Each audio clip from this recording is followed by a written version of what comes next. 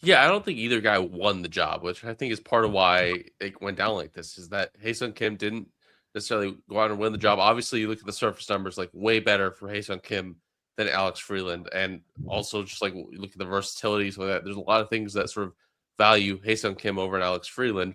But Freeland did all the things the Dodgers wanted him to do with his at bat quality, with his approach, and they saw him as a guy for this sort of short-term role where it's essentially going to be 2 months of him starting against right-handed pitching. They saw Freeland as a better fit for that, and they wanted Kim to get every day at bats down in the minors, thinking that getting a chance to work through his swing regularly for the next couple of months will help him better long term. Obviously, it's not the most compelling argument for fans who are frustrated that Kim's not on the opening day roster, but it's still one of those things where Freeland's still a very capable player, a guy who was a top 100 prospect. Defensively, there's no questions there. Just offensively, if he can use some of the approach shifts that he's done, or not even shifts, like just getting back to who he was before that first big league stint, that they think that there's better results to come with him than what we saw this spring.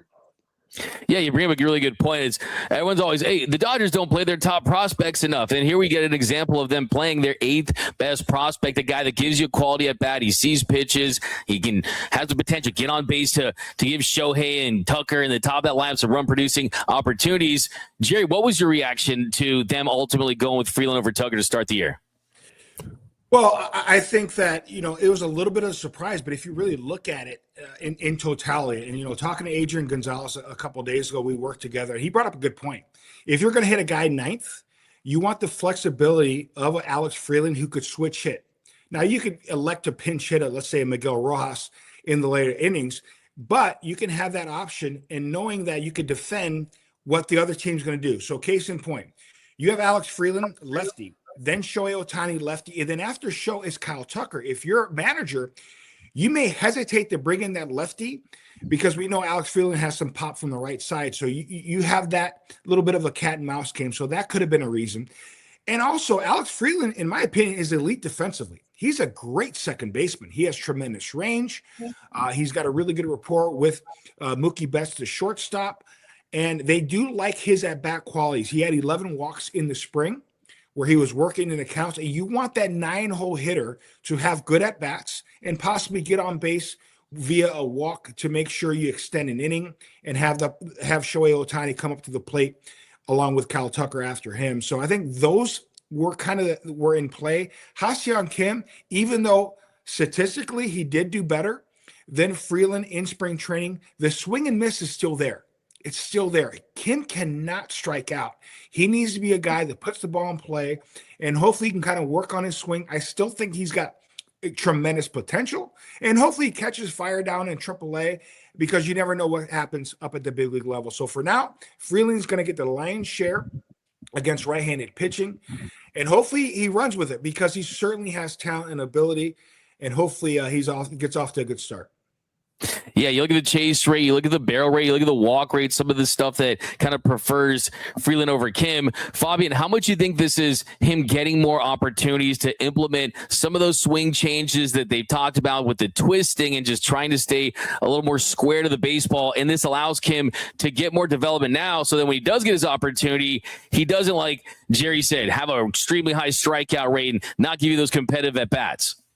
Yeah, I think that's a big part of it. I think what we saw during the WBC was, yes, he came into spring in a really good spot with his swing, was doing good work with the Dodgers hitting coaches, and then goes to the WBC, thinks he's still doing the same things. He's still trying to do the same things, but clearly the swing is not in a consistent enough place. And that way, during the WBC, he sort of comes back, realizes that swing came all out of whack, and he basically needs to get reset in that way.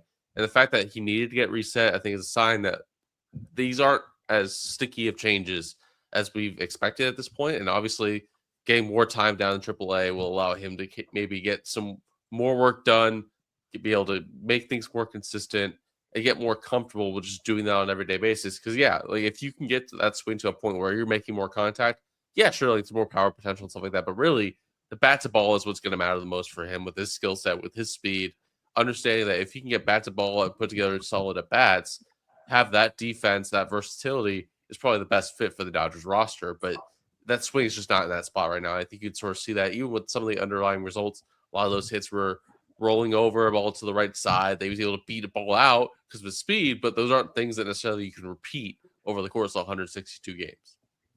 And it's a long season. They're going to slow play guys. They're going to make sure the veterans are close to 100%. So he's going to get his opportunity. It's just going to be on the comment to kind of see what he makes of that opportunity.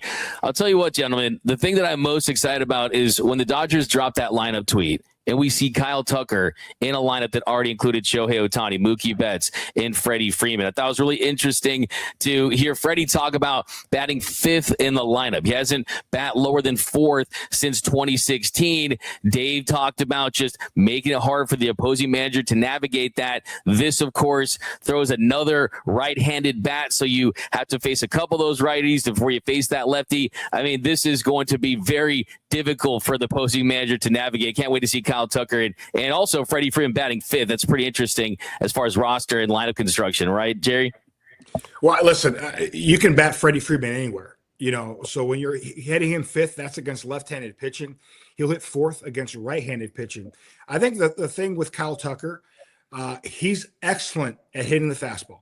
I mean, whether it's 98 to 100 miles an hour, if you throw 101, he can get the barrel out and crush fastball. So I think that's why you have him in the 2-hole, because if you're opposing pitcher, opposing manager, you can't afford to walk a Kyle Tucker to get to Mookie Betts, Freddie Freeman, Will Smith. You just can't do that. So especially when Shohei Ohtani's on first base, for instance, Shohei Ohtani has the ability to run. Kyle Tucker might get more fastballs because Shohei Ohtani is at first base. So we know Kyle Tucker crushes fastball. He's younger, 29 years young. So I like the fact that he's up the top of the lineup, because when he's on base as well with Mookie Betts and Freddie Freeman hitting behind him, balls in the gap, guess what? Kyle Tucker's going to score because of his excellent speed. So he's got great plate discipline as well. He's been in great lineups before, and I think he's more apt to get more fastballs in that 2 spot. So I like the way the lineup is constructed today. Now, things could change throughout the course of the season. We know things happen. Unfortunately, injuries do happen as well. But I love Show hitting first, Tuck second, Mookie Betts and Fab Five Freddie, the first 4, and obviously America's catcher hitting 5th, and so on and so forth. This lineup is so deep. It's special. It reminds me of those late 90s Mariners lineup when they ran out A-Rod, Ken Griffey Jr., Edgar Martinez. I'm going to say Paul Sorrento. How about that name?